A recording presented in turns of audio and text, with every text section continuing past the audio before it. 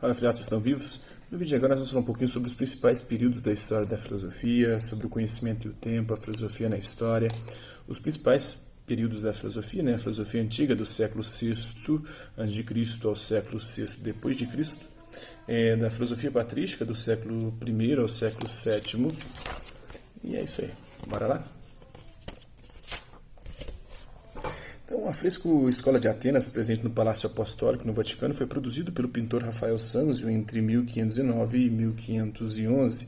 Entre os mestres do Renascimento, nós temos o Leonardo da Vinci, Rafael, o Michelangelo e o Donatello, né? As Tartarugas Ninjas. A obra representa filósofos de diversas épocas e lugares ocupados numa discussão, tendo ao centro Platão e Aristóteles. Podemos pensar que o artista congregou os diferentes elementos da composição com base naquilo que a visão renascentista valorizava.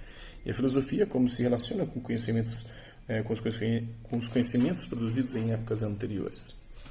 Como todas as criações e instituições humanas, a filosofia está na história e tem uma história. Está na história, a filosofia manifesta e exprime os problemas e as questões que, em cada época, os seres humanos colocam para si mesmos diante do que é novo e ainda não foi compreendido. A filosofia enfrenta essa novidade oferecendo caminhos e respostas, sobretudo novas perguntas, num diálogo permanente com a sociedade e a cultura de seu tempo.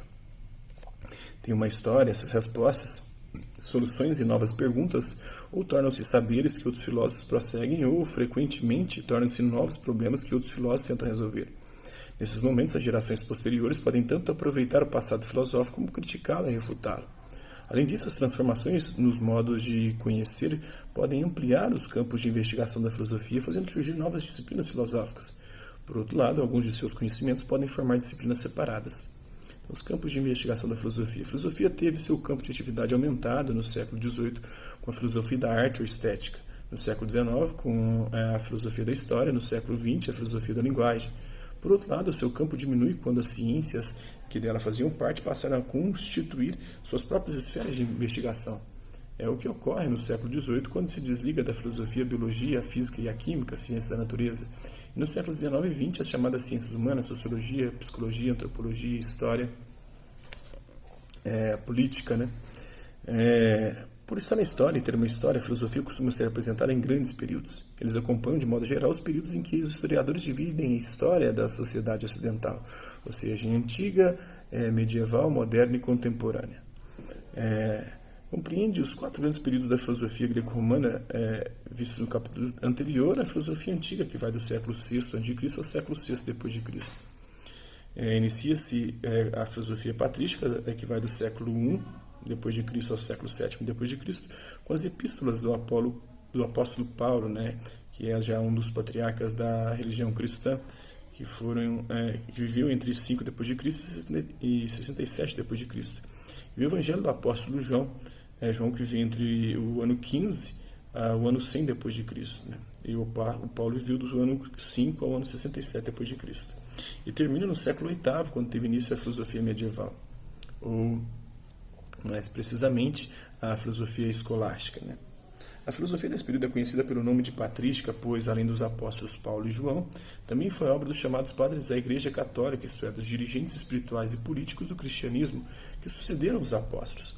A patrística resultou do esforço para conciliar a nova religião, o cristianismo, com o pensamento filosófico dos gregos e romanos, a fim de convencer os pagãos da nova verdade e convertê-los a ela.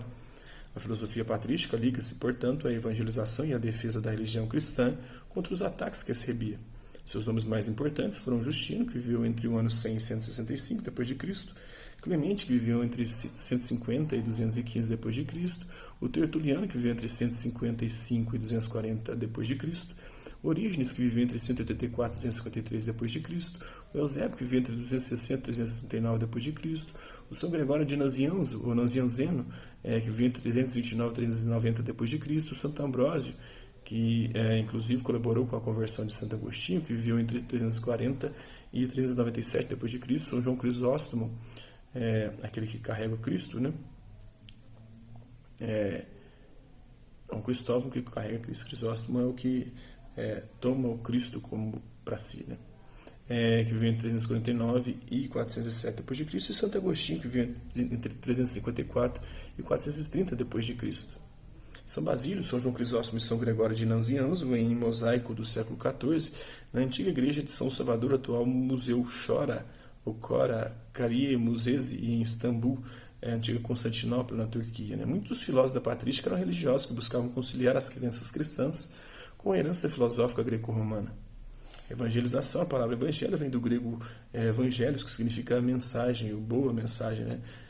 Boa nova, boa notícia. É composta do prefixo e, que, assim como o prefixo eu, significa algo bom e feliz. Evangelho significa, então, mensagem feliz, ou uma boa nova, uma boa notícia. Evangelização é a transmissão do Evangelho de Jesus Cristo para converter pagãos em cristãos. A patrística introduziu ideias desconhecidas para os filósofos greco-romanos, a de criação do mundo a partir do nada, porque eles tinham uma visão de que o universo, o mundo era eterno, né? Numa visão cíclica.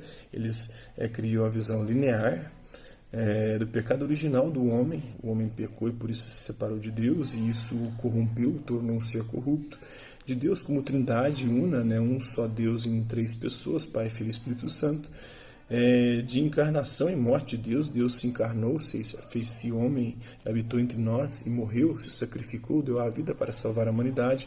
Do juízo final, momento onde todos serão julgados e irão para o céu ou para o inferno, e de fim dos tempos, do fim da história, né, da visão linear. Tem começo, o começo com a criação, o meio, o auge da história com a vinda de Jesus Cristo, e o fim, o Apocalipse, quando Jesus retornaria, julgaria os vivos e os mortos, e ressuscitaria os mortos que assim morreram na fé em Cristo, e mandaria para o inferno aqueles que fizeram mal e não se converteram ao cristianismo.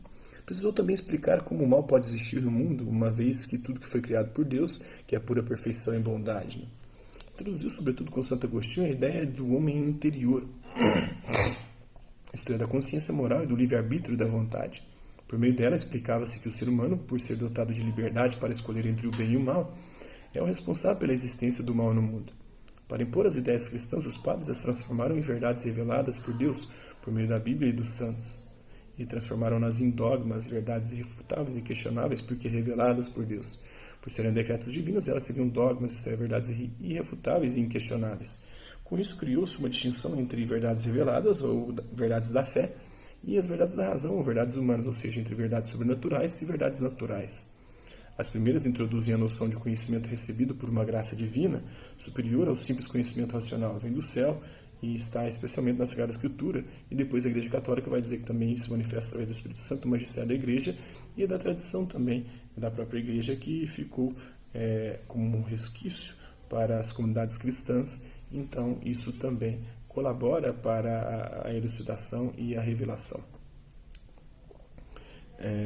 Dessa forma, o grande tema da filosofia patrística é da possibilidade ou impossibilidade de conciliar a razão, que lida com demonstrações, com a fé, que lida com mistérios incompreensíveis, como três pessoas formando um só Deus, né? Um só ser.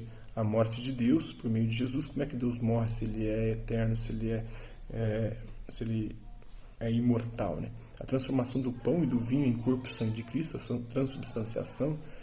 A respeito, havia três posições principais: os que julgavam fé e razão irreconciliáveis, e a fé superior à razão. Diziam eles: creio porque é absurdo, porque se não fosse absurdo não teria por que crer. A fé é justamente crer naquilo que não se conhece, naquilo que não se pode compreender.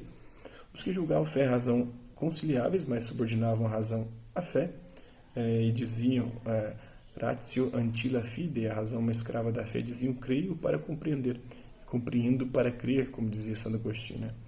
Os que julgavam a razão e fé irreconciliáveis, mas afirmavam que cada uma delas tem seu campo próprio de conhecimento. Por isso, razão e fé não devem se misturar. A razão se refere a tudo aquilo que concerne à vida temporal das pessoas do mundo, ao mundo natural. Né?